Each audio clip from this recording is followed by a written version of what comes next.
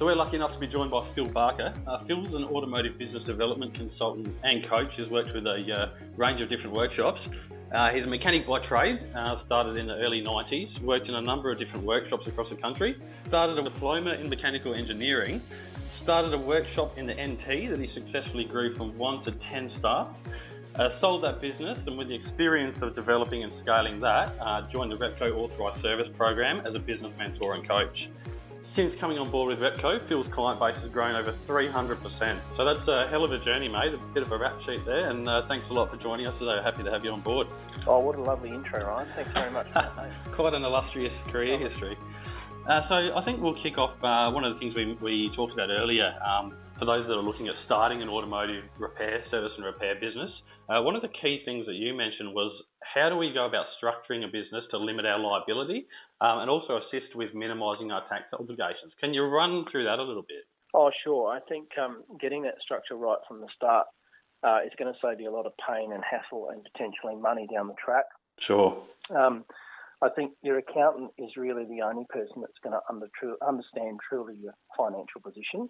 Mm-hmm. So utilising someone who you know and trust in getting the right advice to start with is going to be essential.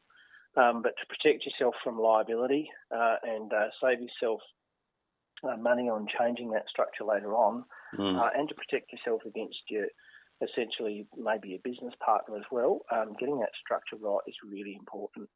Sure, because it's a lot more difficult to undo that and change it once you're already, 6 months, a year, 2 years down the track than getting it right in the first place. Would that be a fair comment? Oh, absolutely. Especially if there's a property acquisition involved and essentially there's a structure change.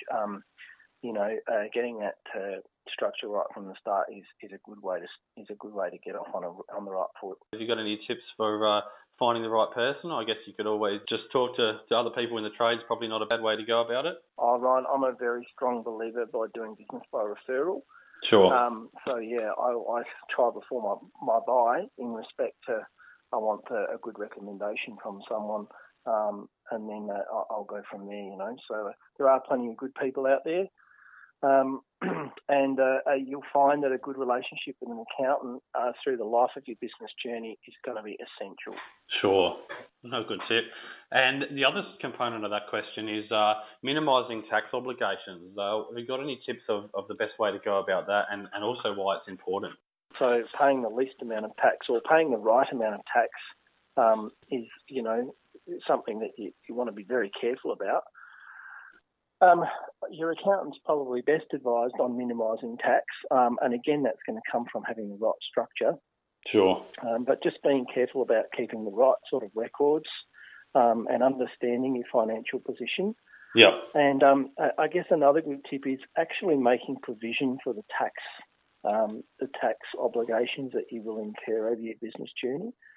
So putting a small amount away for the GST each week and the same as the pay-as-you-go withholding tax that you may potentially be paying staff. Yeah. And having that sitting in a separate account that you've got there ready to go so that when you do have that dust statement due, and you do have a nice sizable amount of money in the trading account that you think was yours and you might have spent too much of, in prior times, if you've got that money put away, then you find that you're very much less likely to get caught up with an ATO liability or behind. Sure. So it's all about planning and just future proofing when we do, when you have the BAS roll in. And the ATO is the one person you don't want to be messing with. So being one step ahead of them is a very good business practice. Wise words. Now, just on the back of that, while we're talking about record keeping, I got a question here from Danny Johnson. He says, I know it's an ATO requirement to keep purchase invoices and the like. Do we really need to have physical copies or are digital copies okay? It would save a lot of physical storage space, and that goes without saying. What's the rule on that? Okay, well, the current rule on that, as far as the ATO goes, is that during your business journey, you must be able to explain all your transactions. Mm-hmm. All of those documentation must be in writing, and that can actually be in electronic or paper. Sure. They also need to be in English or in a form that can be easily converted to English, and then be kept for 5 years. Right. Okay? So you can keep all your invoicing and purchasing and payment records electronically, but you need to be able to make sure that you can produce those and justify your transactions and justify your tax returns for a period of 5 years. Sure. So that means that you need to be able to go to that data and then be able to print or retrieve the necessary data to substantiate your return.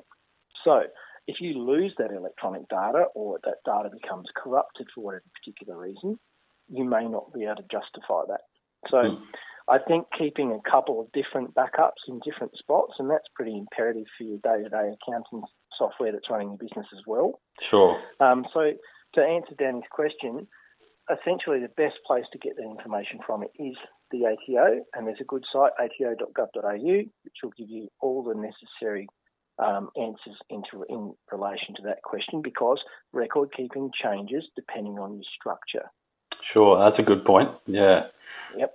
And some documents need to be kept for longer than 5 years. So best off heading to the site and verifying that one exactly for yourself.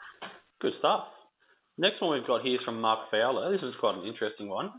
What's the best way to get new customers, and how do I keep motivation going for myself? I just need to get to that point where I can employ another person. Mark currently has 3 at the workshop there, so I don't have to spend so much time in the workshop. Have you got any tips on that one?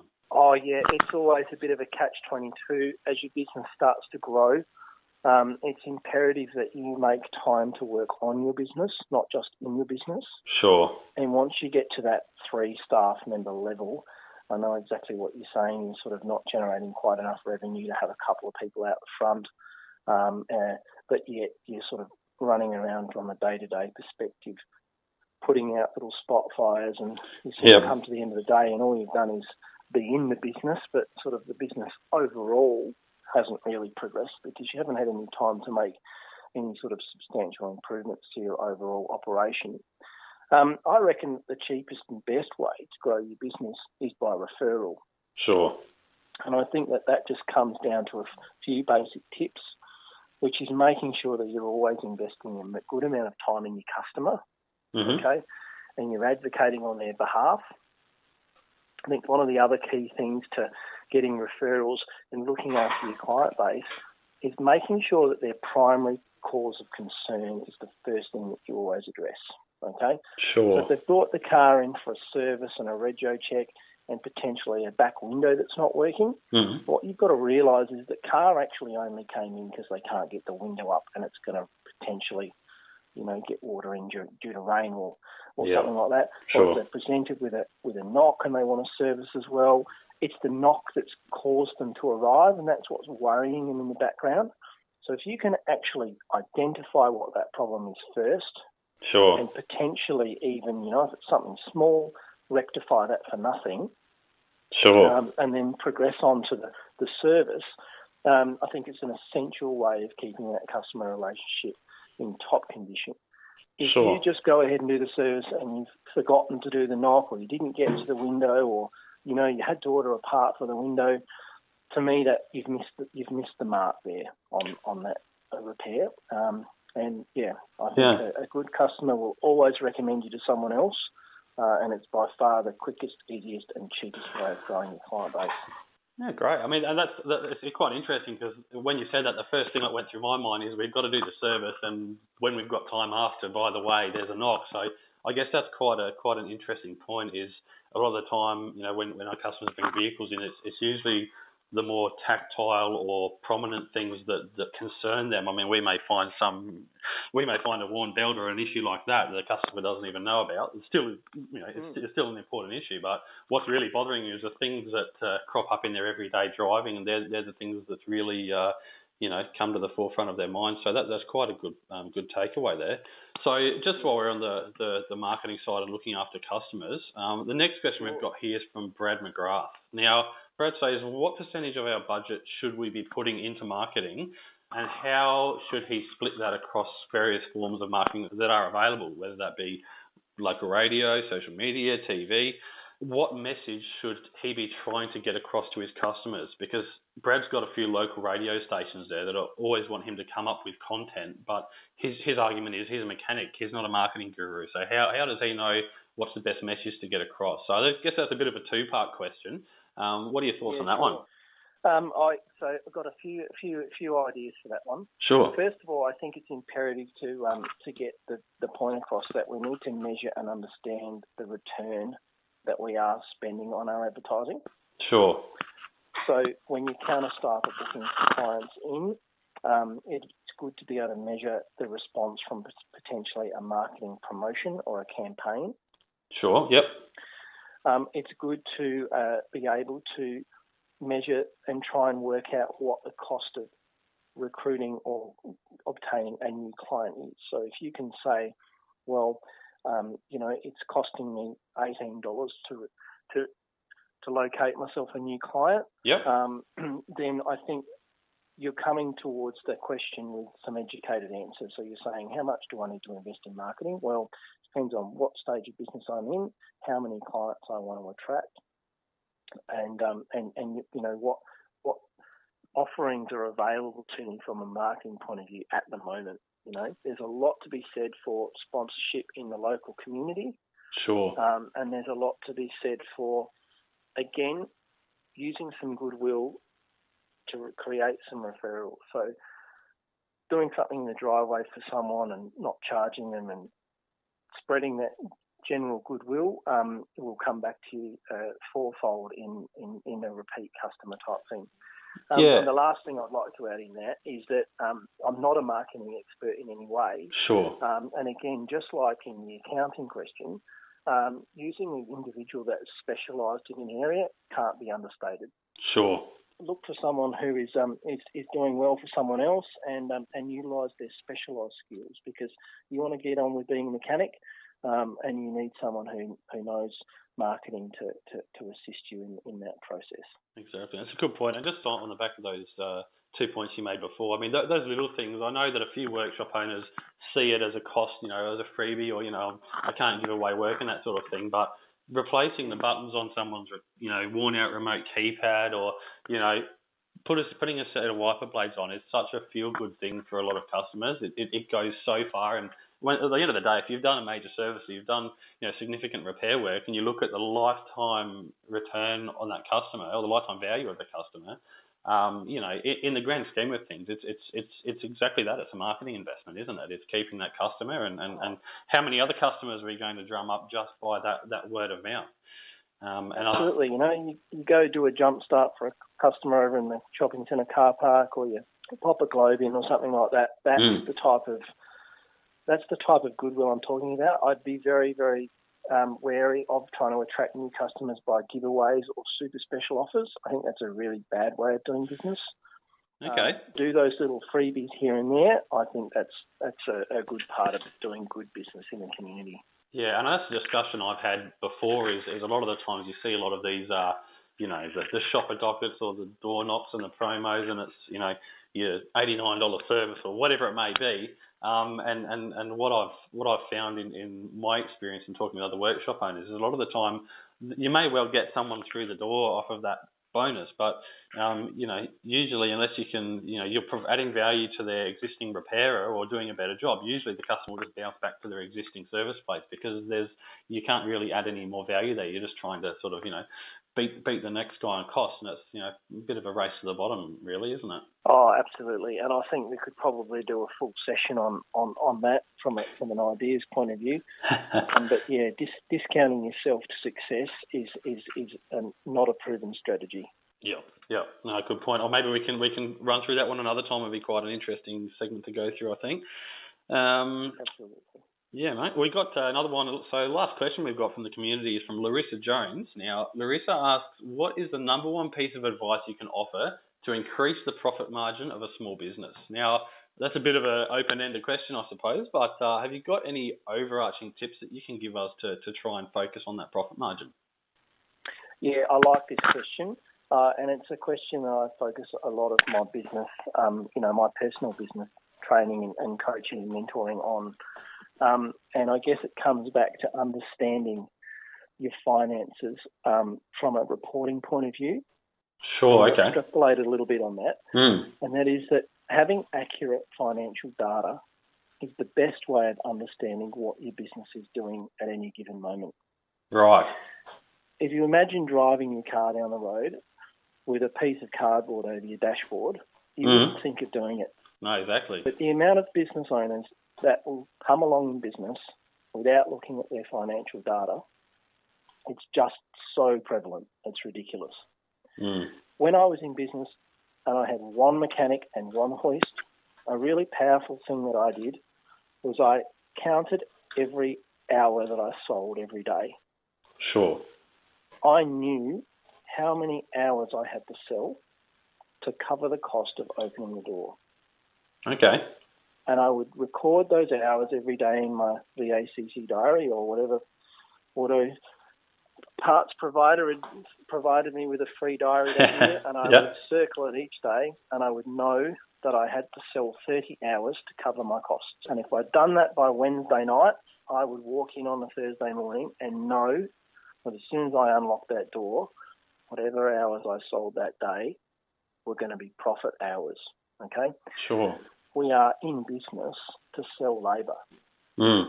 Yeah, exactly. We buy hours from our technicians every week, and we sell the labour. That's a good way to look at it. How well you sell that labour is going to be completely dependent on how profitable and successful you are. Sure, and I think that's quite interesting because it sets that bar every week and that target of when can I hit that point of profitability throughout the week, and I guess it's a good way to sort of incentivize yourself to be productive and what have you. From a concept point of view, sit down and work out how many hours you're buying off your technicians, and then at the end of the week, work out how many of those you sold. Sure. Okay. And then you'll have an understanding of what potential you could have had and what you threw away. I mean, if this was fruit, we'd have a rotting bowl of fruit at the end of the week. Yeah. If these were red couches, we'd be able to know exactly where they were. Were they on the way to the store for the delivery? Were they in the warehouse? Were they at the customer's place? We'd have a much better track of those individual items. But because labour's not something you can touch or really see, unfortunately, we have a very good habit in the industry of letting it evaporate. Especially like you said before with Mark's situation, if you've got a few guys in the workshop and you sort of, I've been through this myself, if you've got 1 foot in the workshop and 1 foot in the office, it's easy to go down that black hole and just get lost and really not have that accountability on your labour expenditure and that sort of thing. So I think that's a really good takeaway for those that are listening. And I mean, you can have very complicated workshop management software systems in place that track staff and clock them on and off jobs and et cetera, et cetera, et cetera. Now, if you're not at that stage in your business journey, it doesn't take much to be able to go, well, I bought 38 hours off you this week. And, this is how much labour I sold at the end of the week. What's going on here? Yeah, sure. And I guess another component, we probably won't dig into it now, but I think it might be an interesting one to look at to try and increase our labour productivity is benchmarking technicians. And then another topic that's come up in the past is around having bonus systems and incentivising technicians to be productive. So I think we probably won't dig into that now because we don't want to drag it out too long. But although it's been a really interesting podcast, but maybe that's something we can revisit in the future because it seems to be quite an interesting and quite a contentious topic there. I think before you really make changes with anything, you want to really actually accurately measure it. Sure. And then understand what that information is telling you before you decide that you need to make a change to something, because then you can actually measure the change as well. Yeah, I suppose if you're not measuring it, you've got no real metrics to base on. Have we made an improvement here? It might feel like we have, but unless you can actually prove it, there's not a lot of merit in doing it, is there? So that's a good point. Let's crawl before we can walk, so to speak. So good takeaway there, mate. And thanks a lot for joining us today. I think there's been a few gold nuggets in there and a few things that's even changed my mindset in some respects. So thanks a lot, mate. Do appreciate you coming on, and hope you have a great weekend. No worries. Speak to you again. Cheers. Thanks a lot for listening. We hope you got something out of that interview. And if you know anyone in the trade that might also get some value out of it, make sure you share this podcast. If you have any topics you'd like us to cover in future episodes, or anyone you'd like us to interview, shoot us an email at contact@mechanic.com.au. That's contact@mechanic.com.au. See you next time.